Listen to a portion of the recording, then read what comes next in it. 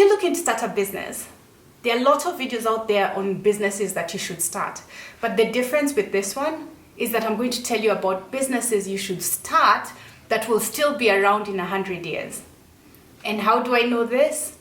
Because this business idea is not going to come from you. It's going to come from your customer. And those are the best business ideas to start.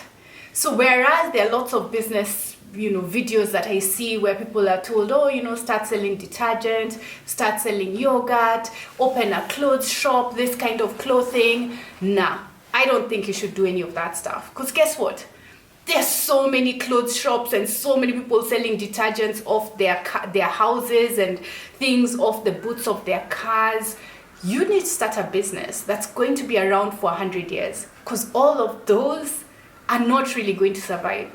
And they're going to make you stressed and only make you a small amount of money, and you can't really grow unless you're meeting your customers' needs, unless you're filling a gap in the market. And that's what I want you to do. I want you to come up with a business idea that's based on a problem that's there right now, that nobody is solving the way you can solve it. And start that as a business idea. Instead of coming up with the same thing that everybody is doing and you're like, hey, it becomes like the quail egg thing where one person was making money with quail eggs and people decided that quail eggs have money and they have health benefits and all this stuff was going around and everybody was keeping quail eggs at some point and the market was flooded with quail eggs until the price went. Because that's what happens when you start a business idea based on the fact that other people are doing it and they're making money on it. You can do better than that. Look at problems that exist and ask yourself, how can I creatively solve a problem? How can I creatively solve that problem that exists? And how can I use my expertise to solve that problem? Instead of just saying, hey, let me start another electronics shop. Like, for goodness sake, how many electronics shops do we have right now?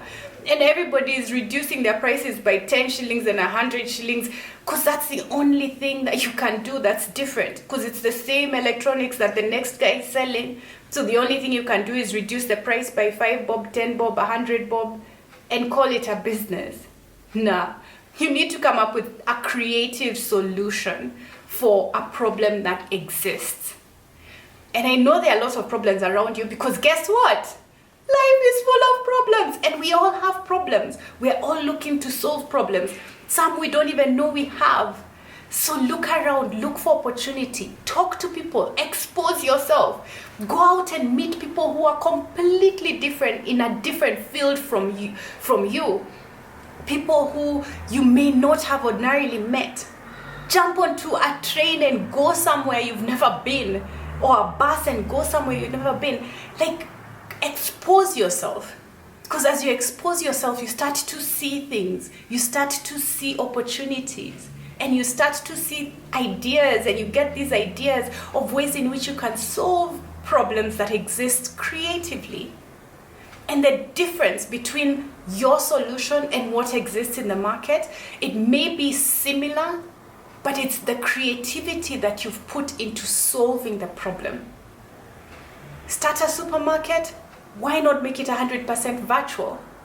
There are other supermarkets, but you've now solved a problem where instead of storage and paying rent, make it virtual and deliver groceries to people instead of people having to come to your supermarket.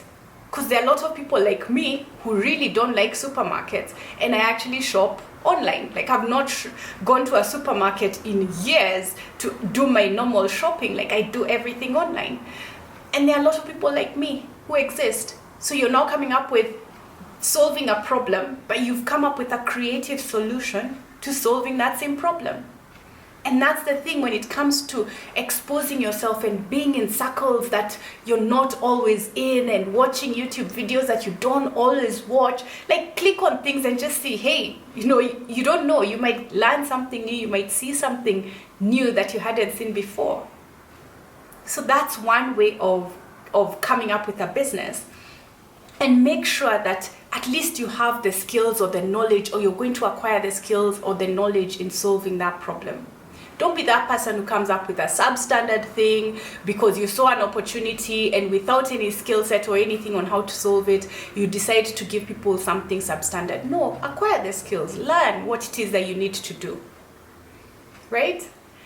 Another thing that you can do is find people who you like to work with. What kind of people do you like to work with? And then find out what problem they usually have. And come up with a solution. That will be around for more than 100 years. Because guess what? People like that, there'll be more people like that, and they're being born every day, and they're growing up every day, and they're getting older every day, and they're getting money every day. So eventually, your size of pie is increasing and increasing beyond just the people who you are looking at solving the problem for right now. So what kind of person do you like to work with? That kind of person, find out what is it. Like, I love to work with business owners. So I provide a solution for business owners because I want to see their businesses grow and I want them to scale their business. So I come up with courses that are going to help you grow your business. And I'll include the link to that below this video so you can check out the course. But it's because I like to work with entrepreneurs that I create these courses for entrepreneurs and these programs for them. So that's the thing. What problem do they have? Or what problem do the people who you like to work with have? And how can you solve it creatively? Right? So that's how to come up with a business idea that will survive more than 100 years. Because if you come up with these ideas of, oh, I'm going to sell furniture because I'm going to just put my furniture shop next to the other guy's furniture shop and then compete on price, so uncreative. Like, we need great ideas. We need we need solutions. Like, I'm always asking for, man, there are so many problems that I see and opportunities that I see. I just can't do all of them because they're not in my interest. But you keep your eyes open and you're just like, man, how I wish somebody can come up with a solution of that instead of opening another clothes shop. Right? That will last a lot longer. So you don't come up with business ideas. Let your customers come up with business ideas. Look at the opportunity and solve people's problems. Or find the people who you want to work with and solve a problem they all have in common, or most of them have in common at least. And you'll create a business that will last more than 100 years. I can tell you that. So I look forward to seeing your business idea, and do let me know in the comments what you think of this video, because I love to share content like this, and I love to get your feedback, because that's the only way I can know, was it a hit or a miss? Do you want more like this? Was it Jacqui was, too much, too little? What was it? Just let me know in the comments so we can talk. I always read the comments, and I love to read your comments. So don't ever feel that, I commented in her last 5 videos. Mwah! Like, I'm so happy. I never get bored of reading your comments. So comment below this video and let me know what you think of this. And I'll see you in the next one. Or you can check out the next video that I'm going to put on this screen so that you can see something else that's going to be just as useful as this one. Cool? See you next time.